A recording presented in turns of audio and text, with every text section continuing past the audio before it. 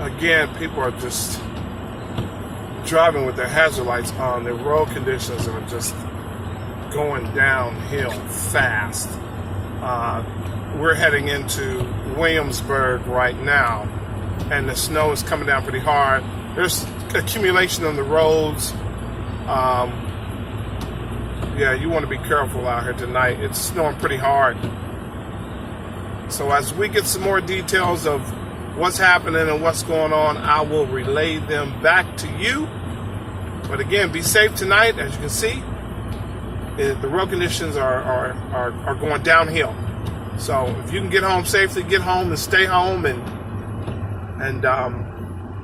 be careful. Check on family and friends. Wear your seatbelt. It's rough out here tonight.